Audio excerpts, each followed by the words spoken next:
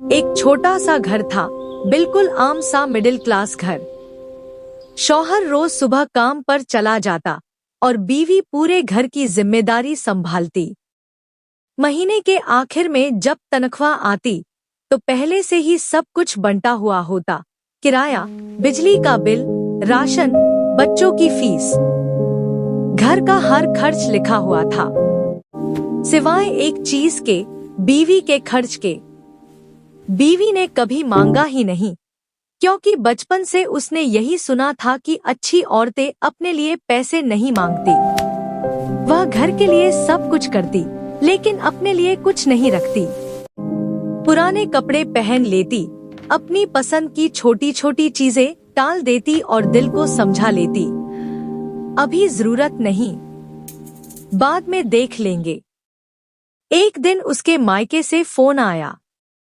उसकी भतीजी की शादी तय हो गई थी।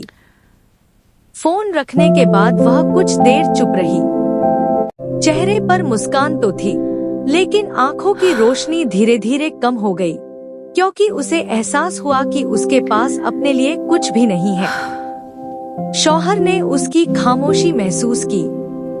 उसने पहली बार गौर से सोचा कि घर चलाने वाली इस औरत के पास खुद के लिए क्या है। अगला महीना आया।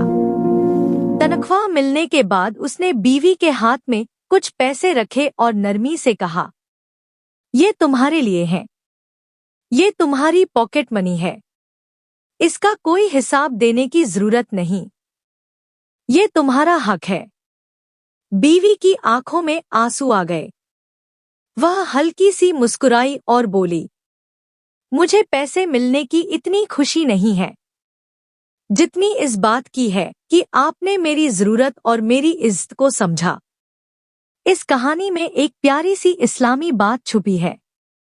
बीवी पर खर्च करना कोई एहसान नहीं होता, बल्कि इबादत होती है।